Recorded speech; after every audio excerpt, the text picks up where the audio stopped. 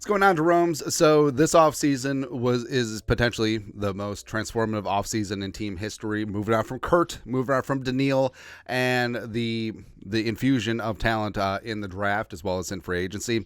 Certainly palpable for what Kwesi and Kevin O'Connell are looking to do. Plus, getting your future franchise quarterback as well as getting a true talisman on the edge in Dallas Turner seems pretty good. And the fact that you didn't have to give up your future first rounder, love it, man. Also, Khyree Jackson, first selection for the Vikings in the fourth round at 108. Super long and lengthy on the outside, even though he's 75,000 years old. It happens, man. But more important than what they do on the field, what do the media jabronis think? That's right. But Chris Trapasso, a lot of respect for his draft takes, even though I think he's a Bills fan. It's rough. It's rough, man. But Chris Trapasso is one of the best draft writers out there. So really love and respect what he does. Ranking the top 10 NFL rookie team fits for 2024. 3 round 1 quarterbacks make the list, but a linebacker takes the number 1 spot. So spoiler, Peyton Wilson with the Steelers actually makes a lot of sense. So Peyton Wilson is one of the more tough-nosed inside linebacker, old school meat and potato. Could be like a Jack Ham, Jack Lambert type for the Steel City. Go ahead. But more importantly, 2 Vikings made the list. Not only top 10, but top 5. Number 5, Khyree Jackson. This is what Chris wrote.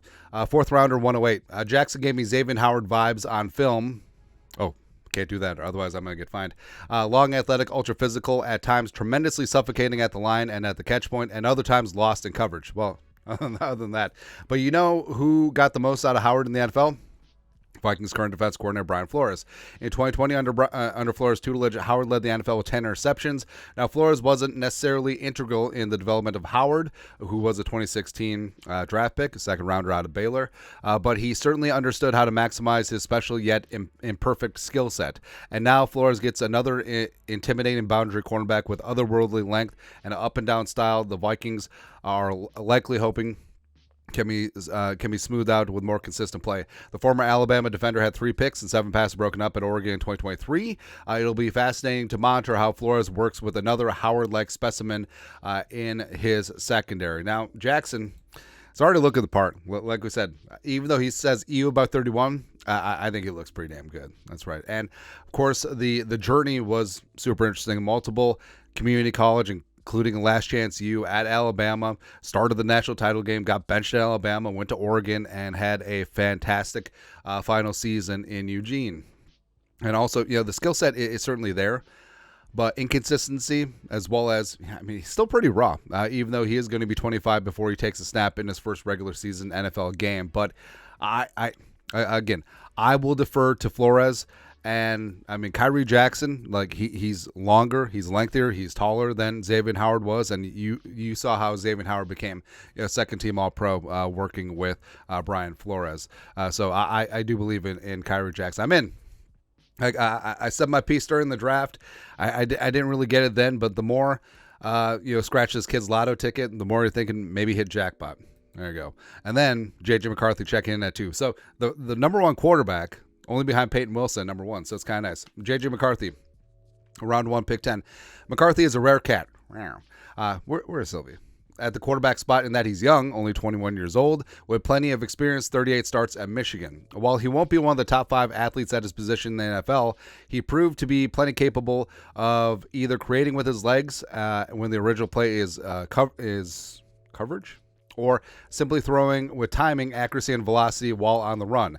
And that functional mobility is key in an offense from the Kyle Shanahan coaching tree. Kevin O'Connell will likely feel far more comfortable with the play-action bootleg at the core of his scheme. McCarthy typically understands where to go with the football and can glide through his reads. 2 other elements key to most aerial attacks, but especially critical in O'Connell's very meticulously timed offense.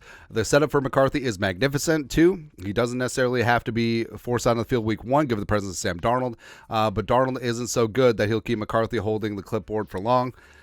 Rude. And Justin Jefferson, Jordan Addison, TJ Hawkinson, a rock-solid offensive line. I'm going to go rock solid.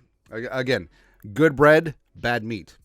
McCarthy landed in the best environment for any first-round quarterback, and it is true.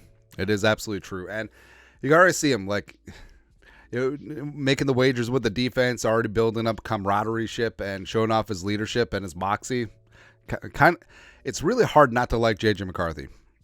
And he does have all the soft skills. And plus, like Chris said, I do think that he fits in perfectly with what O'Connell was looking for. He is a hard worker. He is a high football IQ guy.